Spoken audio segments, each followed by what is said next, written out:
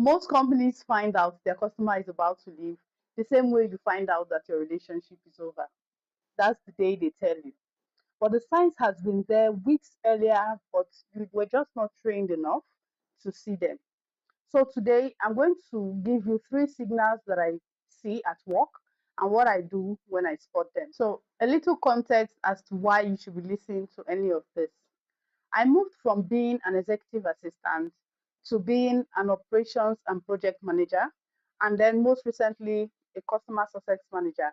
So I've handled this from the operations side and from the relationship side.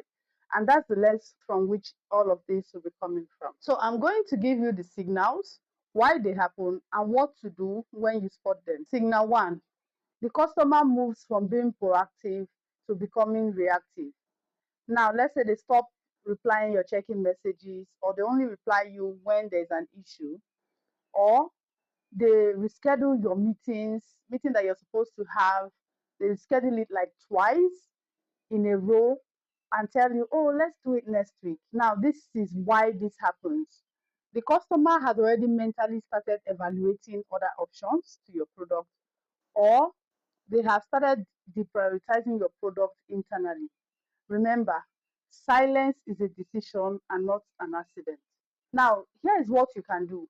Don't allow your next check-in message to be the regular status updates and all of that. No. Your next message should be like a win recap, or something I like to call a value recap. Look for a specific achievement and spotlight it to your customer in your next message. You can say something like, oh, I just wanted to spot this ahead of our next thing. And that brings the win, helps the customer to remember one of the reasons why they bought your product and the things that they have been able to achieve with your product. Two, login that usually comes from a team now comes from only one person. Let's say your champion. Now, this happens because the other team members were not actually hooked to your product, or they were not fully adopted to your product. Now, this is what you can do.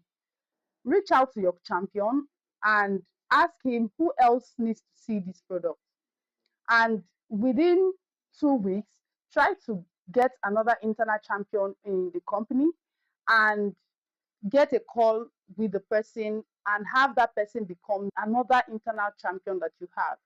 Remember, a champion can leave the company, a champion can get reassigned, or even lose political power over that product. Now, signal three, the questions that you get from your customers change.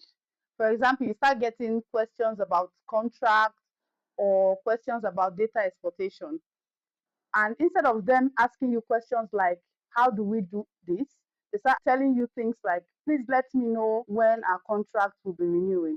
And this kind of question come in early on in the contract, or they just ask you casually.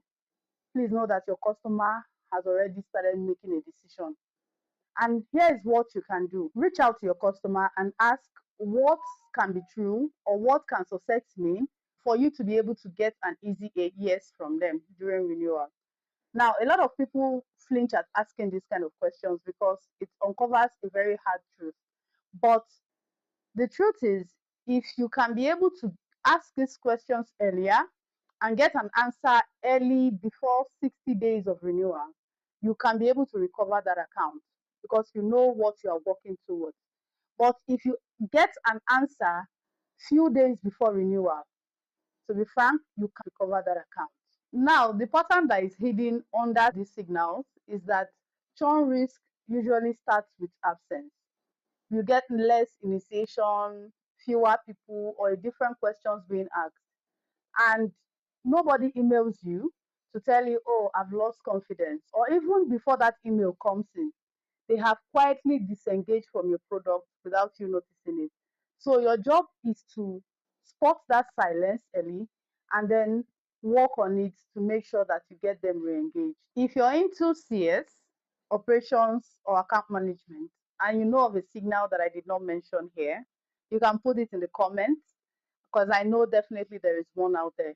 And if you're early on in your career and you're wondering whether CS or operations is a thing for you, don't worry, I'll be making a video on that next week.